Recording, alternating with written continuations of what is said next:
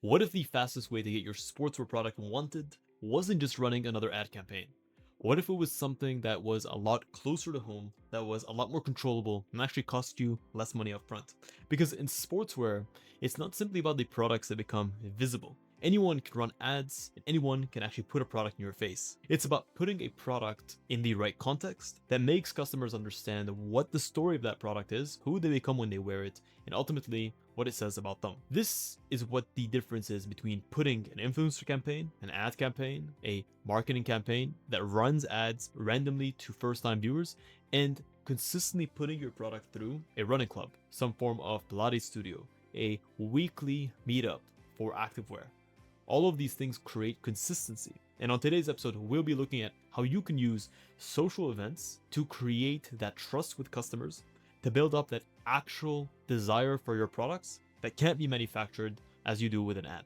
So if you guys want to learn more effective tactics to actually launch your business and have people understand deep down why your product matters to them, this is going to be the episode for you. Ultimately, when customers see a product that's consistently worn around them by people that they relate to, they understand where that product can be used. When they see it inside a routine that they can understand, they make that product feel more credible. And it seems less like the brand is trying to sell something and more like the people around them have already chosen, and now it's safe for them to do that as well. And without further ado, let's get right into it. My name is Shadi. I'm the co-founder and creative director of FittDesign, the world's first sportswear design agency. And we work with brands from A to Z.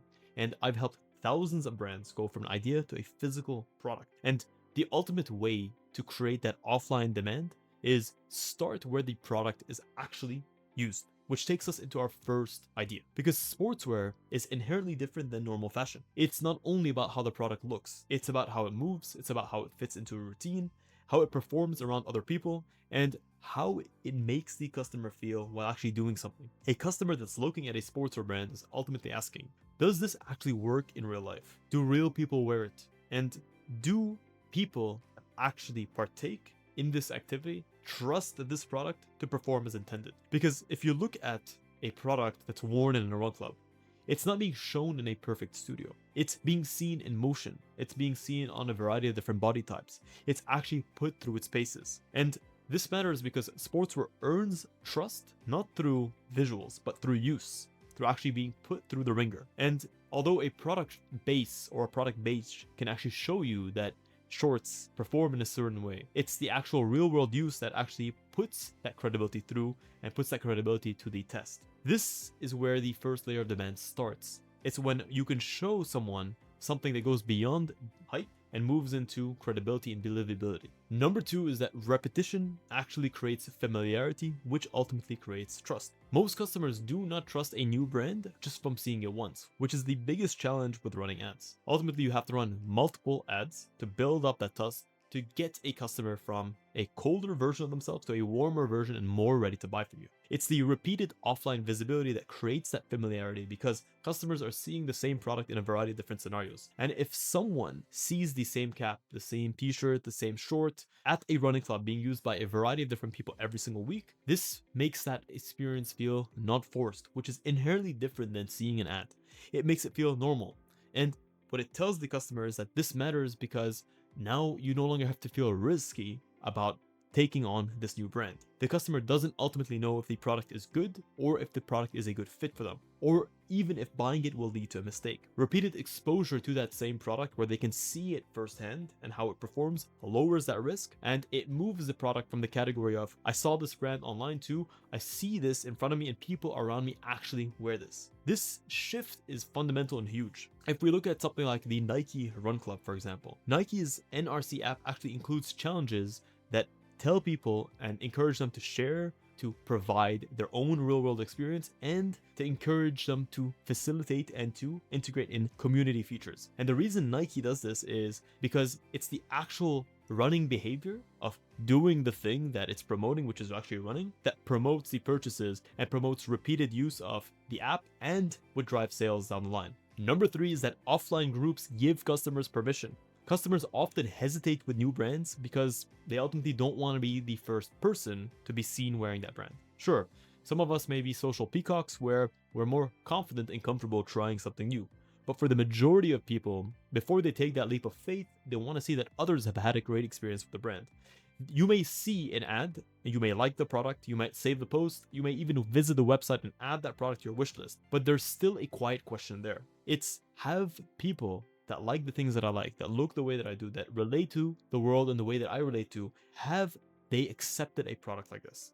And offline communities like Pilates studios, run clubs, events actually answer that question quite fast, and you get a sample data of people that actually match your own interests quite quickly. It tells us that people like me wear this kind of product. This brand belongs in my world, in my routine. This is not random, and this is a product that's already accepted. And this is huge for startup sportswear brands. If you do not have years of trust yet, you're able to transfer that years of trust from others who have already done it by you seeing someone that you look up to, that you relate to, that you trust, wearing a product that ultimately transfers the trust of that person and that product onto you, which makes you feel that much more confident wearing it. And that's what a local group can do. That's what a coach can do. That's what a training community can do.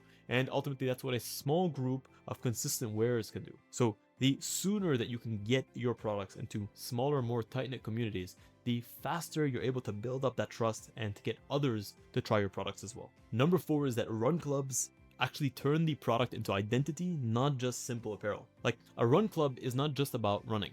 It's about the act of joining it for fitness. People join it for the routine, for accountability, for friendship, for belonging, for that post-run coffee. They join it for the local culture. They join it for the feeling of being part of something bigger than just themselves. And this is why run clubs, for example, have become such a strong cultural space for sportswear, because the product itself isn't just being worn, it's being worn during activity. And that's super strong, because when you look at when a brand has an identity, the product starts to mean more, and you start to relate your brand with that identity. So when people look at bandit running, for example, being worn as part of a run club, they start to associate the running community with that brand. Even though formal associations and events and pop-up events and all these expensive marketing tools haven't been used, that inherent blend of people using the product organically and what the brand stands for starts to relate closer and closer to the activity that you're actually selling for.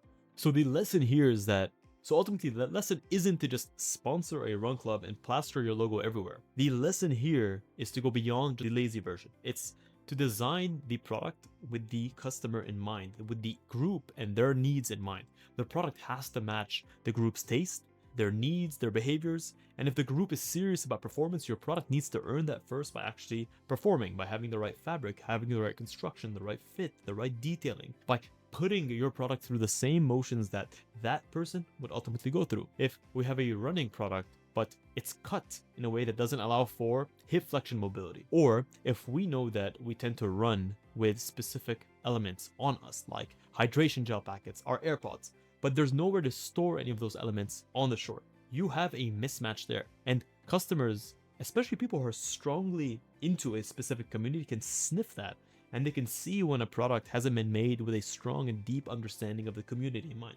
Whether you're in the running niche or the golfing niche or the paddle niche, customers want to feel that the person who's developed this product understands the nuances of their brand and what they like to do very, very clearly. Number 5 is that offline proof actually creates stronger online content. If you're going to run ads, you're going to need well-polished content that showcases your product in a very flattering way. But at the same time, the offline content of your brand creates an organic reach that is very difficult to replicate with paid media. You get the product itself in real movement, on real people, in natural lighting, in a very strong setting that encourages high levels of credibility. And that type of content is very difficult to fake. If you're not getting the candid shots at the post-coffee run, or at a paddle meetup, or at a pickleball tournament, it's very difficult to manufacture that with models in a setting and a scene. The viewer will feel this. And even if you have some sort of campaign that you're trying to replicate this, it feels much stronger than that staged influencer campaign, because that content that you're creating now has a real reason to exist. So ultimately, how can startup brands use this to their advantage, use the community effect without forcing it? So how does a sportswear brand actually use the run club effect without pretending to be Nike or Asics or Bandit Running? Well, it starts off with starting smaller.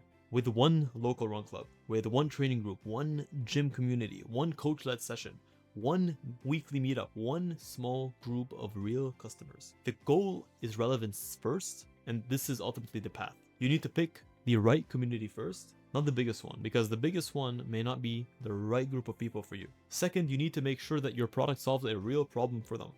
If they run in hot weather, you need to provide lightweight, breathable products that actually make them feel cooler. If they run at night, visibility matters. If they are casual weekend runners, comfort and styling is going to matter way more than anything else. Third, you need to seed the product to the right people inside the right group. It's not necessarily the loudest people. It's the most trusted people, the people with the most amount of authority. These can be things like the coach, the consistent member, the person everyone knows, the person who actually wears the product properly and not just for fashion.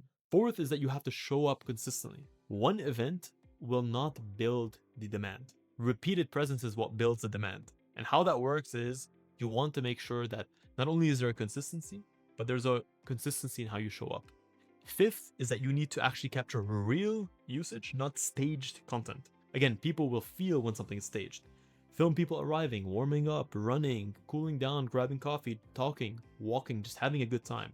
Sixth, turn the offline proof into online proof. The run club can then become content, testimonials, product testing, social proof, website proof, product development insight that you use. And then seventh, let the community shape what product comes next. If people keep asking for a lighter tee, that is a signal that there's something missing. If people are wearing a cap to the run clubs, but you're unable to offer one, that's a signal. If they love the fit, but they complain about sweat marks, then that's a signal.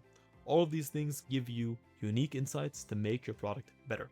So if you guys want to learn how you can actually build your own offline demand and ultimately build the right product that puts you in the best possible position to create that demand in an organic way so that you can stand out from the competition, you can create loyal customers that come back time and time again between collections and between purchases, then you can check the link in the description to apply to work with us one-on-one. And we can literally give you a personalized production roadmap in under 5 minutes of your inquiry on how we can take your idea to a physical product in under 30 days. And guys, I say this from the very bottom of my heart. Thank you so much for tuning in to this episode of Fit Design TV.